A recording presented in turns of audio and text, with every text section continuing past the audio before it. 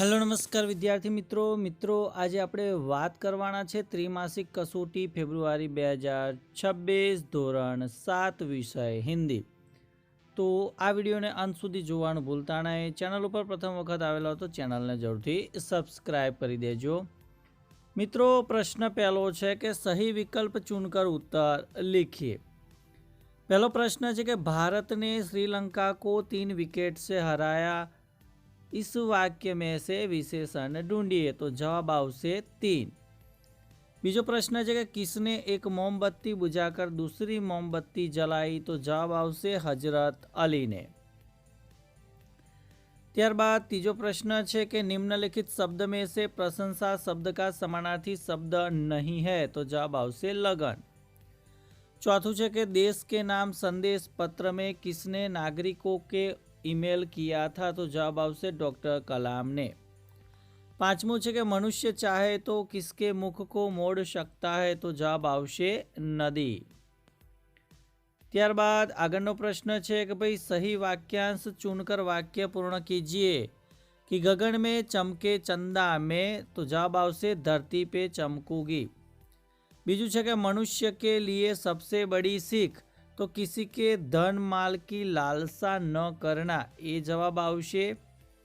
ત્યારબાદ प्रश्न 3 है कि पहली स्त्री का बेटा। तो जवाब आवशे अच्छा गायक था। चौथुं है कि दुबई में आप रमजान के दिनों में तो कुछ खाने का साहस नहीं कर सकते। ये जवाब आवशे। पांचमो प्रश्न है कि मनुष्य की बंद मुट्ठियों में। तो जवाब आवशे तूफान है। ત્યારબાદ नीचे दिए गए परिच्छेद का मातृभाषा में अनुवाद कीजिए। तो अहींया विद्यार्थी मित्रों जे फकरो आपेलो छे ए फकरो तमारे वांची लेवानो छे अने ए फकरानो आपणे अनुवाद आगळ जोवाना छे। तो आपणे एनो अनुवाद गुजरातीमां जोईए कि अनुशासननो अर्थ छे नियमोनुं पालन करवुं। विद्यार्थी जीवनमां अनुशासननुं खूब ज मोटुं महत्व छे। जे रीते एक सैन्य अनुशासन वगर युद्ध जीती शकतुं नथी तेवी ज रीते एक विद्यार्थी अनुशासन वगर सफलता प्राप्त करी शकतो नथी। अनुशासननो अर्थ मात्र वडीलोनी आज्ञा मानवी ज नथी परंतु पोताना समयनो सदुपयोग करवो अने पोताना कार्यो समयसर पूरा करवा ए पण छे। एक अनुशासित विद्यार्थी सवारे समयसर उठे छे, नियमित रीते व्यायाम करे छे अने पोताना भणवाना समयનું યોગ્ય સંચાલન એટલે કે મેનેજમેન્ટ કરે છે। अनुशासन આપણને ધૈર્યવાન અને આત્મવિશ્વાસુ બનાવે છે। જો આપણે આપણા દૈનિક જીવનમાં अनुशासनને અપનાવીએ તો આપણે અઘરામાં અઘરા લક્ષ્યને પણ સરળતાથી પ્રાપ્ત કરી શકીએ છીએ। પ્રકૃતિ પણ આપણને अनुशासन શીખવે છે। જેમ કે સૂર્ય હંમેશા સમયસર ઉગે છે અને ઋતુઓ પોતાના નિશ્ચિત ચક્ર મુજબ બદલાય છે, તેથી સફળતાની સીડી ચડવા માટે અનુશાસન અનિવાર્ય છે। ત્યારબાદ निम्नलिखित प्रश्न के उत्तर लिखिए कि बेटी किसकी तरह खिलना चाहती है। तो बेटी बागों के फूलों की तरह खिलना चाहती है। बीजो प्रश्न के सफलता के आधार क्या है। तो एकाग्रता, अविरत अभ्यास, कठोर परिश्रम एवं लगन सफलता के आधार है। तीजो प्रश्न है कि चौथी स्त्री के बेटे की क्या विशेषता थी। तो चौथी स्त्री का बेटा सीधा साधा और सरल प्रकृति का था। उसके आचरण में शिष्टता व कर्तव्य भावना थी। चौथो प्रश्न है टोक्यो की सड़कें क्यों गंदी नहीं होती। तो टोक्यो में सड़कों पर पान की पिक न लगाने का कानून है।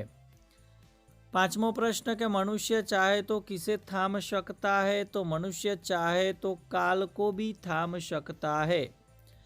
छठो प्रश्न है कि डॉक्टर कलाम लोगों से क्या अपेक्षा रखते हैं। तो डॉक्टर कलाम लोगों से सकारात्मक योगदान की अपेक्षा रखते हैं। सातवां है कि गांव की स्त्रियां कहाँ चल पड़ी। तो गांव की स्त्रियां पानी लेने के लिए कुएं की ओर चल पड़ी। आठवां प्रश्न है कि लड़के ने रोने का क्या कारण बताया। तो लड़के ने रोने का कारण बताते हुए कहा कि मेरी चवन्नी कहीं गिर गई है, अब मेरी माँ मुझे बहुत पीटेगी। ત્યારબાદનો પ્રશ્ન છે કે ભાઈ निम्नलिखित प्रश्न के उत्तर लिखिए कि बड़े होकर आप क्या बनना चाहते हो और क्यों। तो मैं बड़ा होकर डॉक्टर बनना चाहता हूँ क्योंकि आजकल बीमारियां बढ़ती जा रही है। आज देश और समाज को डॉक्टरों की बहुत ज़रूरत है। डॉक्टर बनकर मैं लोगों की सेवा करना चाहता हूँ। बीजो प्रश्न है कि यदि पक्षी बोल पाते तो पेड़ों की कटाई के बारे में वे आपसे क्या कहते। तो यदि पक्षी बोल पाते तो पेड़ों की कटाई के विषय में वे हमसे कहते कि भाई पेड़ों को मत काटो, पेड़ हमारे घर है, पेड़ पर हम घोंसला बनाते हैं, पेड़ पर हमारे बच्चे घोंसले में रहते हैं, ये पेड़ हमें खाने के लिए फल और फूल देते हैं। पेड़ों की कटाई से हम बेघर बन जाएंगे। भले आदमी हम पर दया कर पेड़ की कटाई मत कीजिए। पेड़ हमें स्वच्छ वायु और छाया देते हैं। पेड़ हमारे मित्र है। पेड़ बारिश लाने में उपयोगी है। पेड़ों के कट जाने से धरती की शोभा नष्ट हो जाएगी। तीजो प्रश्न है कि अपने घर में आप माता पिता को कौन कौन से काम में मदद करते हैं। तो मैं अपने घर में माता जी को रसोई घर में मदद करता हूँ। माता जी को चीज़ मुझसे मंगवानी है उसे मैं देता हूँ, सब्जी काट देता हूँ, घर की चीज़ें यथास्थान रखता हूँ, घर साफ करने में मदद करता हूँ, कपड़े लेकर अलमारी में रखता हूँ। चौथो प्रश्न है कि हम दूसरे देशों में उनके कायदे कानून का पालन करते लेकिन अपने देश में क्यों नहीं। हम दूसरे देशों में उनके कायदे कानून का पालन करते क्योंकि वहाँ की शासन व्यवस्था ऊंचे प्रकार की है और वहाँ के लोग भी बड़े चाव से कायदे कानून का पालन करते हैं। यदि कानून का भंग किया तो अवश्य जुर्माना भरना पड़ता है। अपने देश में हम अपने कायदे कानून का पालन नहीं करते क्योंकि हमारी व्यवस्था में थोड़ी कमी है और हम देश के प्रति वफादार नहीं है।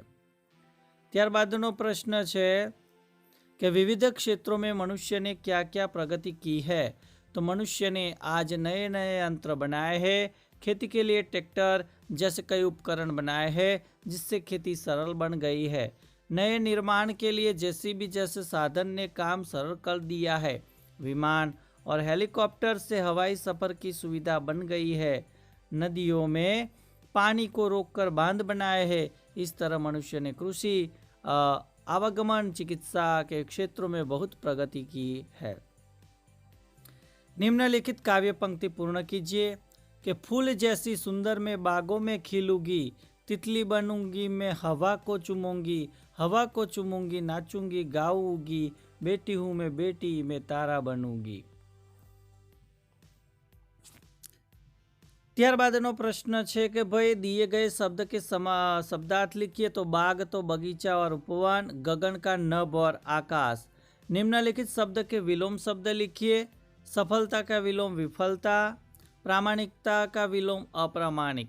निम्नलिखित शब्द के वचन बदलिए। तो खिलौना तो खिलौने, मोमबत्ती तो मोमबत्तियाँ।